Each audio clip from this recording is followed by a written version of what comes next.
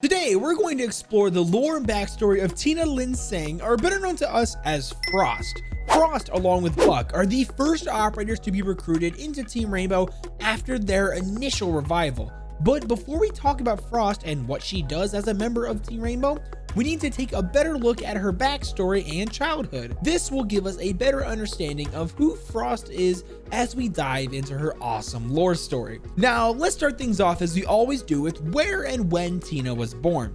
So Tina was born in Vancouver, Canada on May 4th, and she's 32 years old as of today. Do we have any May 4th birthdays here watching the video? Also, Frost was born on May 4th, which is International Star Wars Day, and since I love Star Wars and Rainbow Six Siege, this makes me just love Frost that much more. Okay, back to her story. So Tina grew up in Vancouver and absolutely adores the culture that's established there. We actually don't get much information at all about her family. Like, we don't know anything about her parents or if she has any siblings.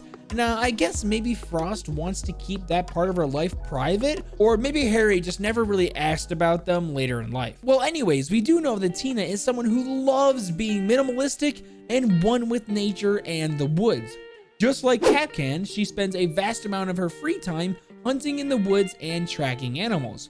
Whether it's setting traps or actively hunting, she just loves it. Something about never taking shortcuts and planning out meticulously to the very end she loves about that. Since we're talking about Tina and her love for hunting, we might as well talk about the time she almost died while doing so.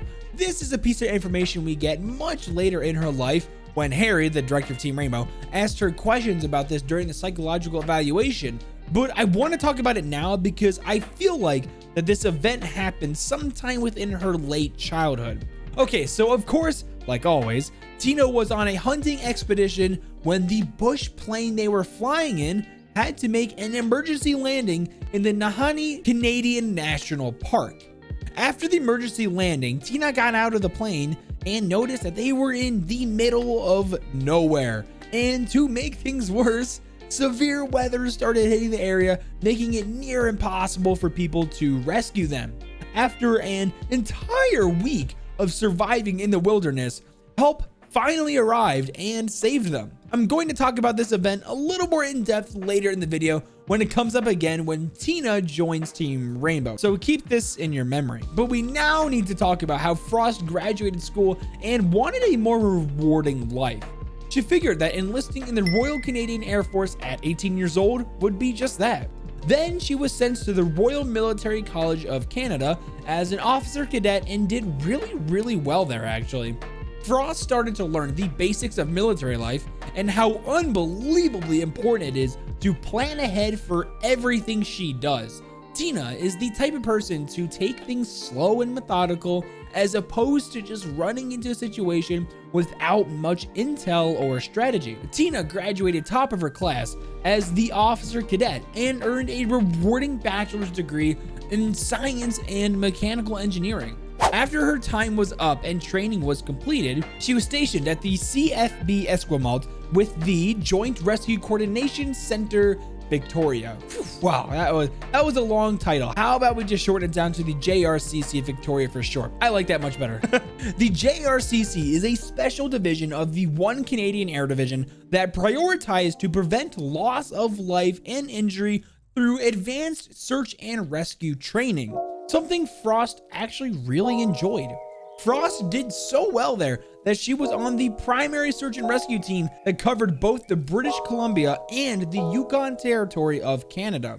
Since she was top of her class and excelled far above any of her peers, she was asked if she would be willing to join the Joint Task Force 2 later in life, which is basically the best of the best when it comes to counter-terrorism in all of Canada. In early 2016, Team Rainbow was looking to expand their roster and level of expertise due to the ever-growing threat of the terrorist organization called the White Mass. They looked at Canada first when needing help with the frigid temperature operations they needed to do.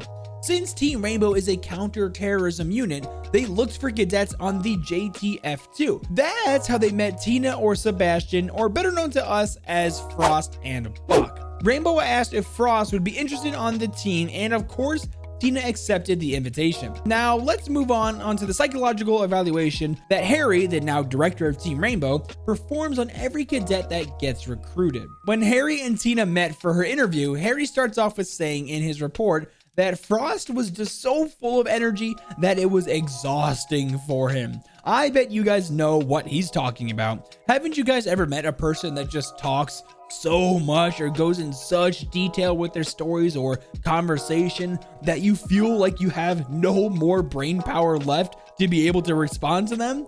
It's like they drain out your energy. Well, that's how Harry felt. Like, for example, Frost took the time to rearrange all of Harry's shelves in his office during the interview. He says he doesn't really mind the change. Actually, he quite likes it, but it was hard to focus on conversation with her when she was moving all his shelves and stuff around. Harry goes on to say that he recognizes that Frost focuses so much on planning that she has amazing situational awareness. Fuse has a hard time with situational awareness, so it's probably nice for Harry to get someone like Frost who really focuses on it. The team trusts Frost's planning and will execute the missions according to it. Harry does say that he fears that there is some resentment from some operators on Team Rainbow that don't like to take things slow and feel that waiting on a plan will hurt more people as opposed to just running in and taking action. Harry doesn't say any operator names, but I feel like he's definitely talking about Ash here. Yeah, she's very well known to do that. Again, Harry tries to bring up the fact that Frost's medical records stating that there was a hunting accident. Tina didn't say a word about it and wanted to change the conversation. All Harry knows is what I said earlier in the video. Other than that, we don't get any more information on what happened to Frost while she was trapped in the woods for a whole week. But Harry saw how he can use this trauma that Frost went through and turn it into something positive. He personally introduced Frost to another operator on Team Rainbow, Nomad. Their similar experiences actually drew them together, and now Nomad and Frost are really good friends. They both have a deep passion for the outdoors and nature. Harry wants Frost to do more for Team Rainbow as he really does see the immense potential with her. So he's been setting up situations where Cavi and Frost work together so he can try and get Cavi to try and convince Frost to capitalize more on her intellect and her abilities. The device evaluation was completed by Legion and Frost at the same time. They basically go over how deceptive yet simple it is. The Sterling MK2 LHD are better known to us as the Welcome Map. It's basically a barbaric device meant to not kill but maim a person, trapping them in that location. It's meant to bait even more enemies to try and save their comrade, leading to even more kills. It's kind of like how sometimes a sniper will shoot to wound rather than shoot to kill. That way, more enemies come to help the wounded soldier, making what would have been 1 kill turn into maybe even like 5. But Legion finishes up the evaluation by saying how he likes how Frost's Welcome Mat can be utilized in conjunction with other gadgets like even his own Gumai. So to summarize, Frost is an extreme planner that loves the outdoors and has a deep passion for Canadian culture.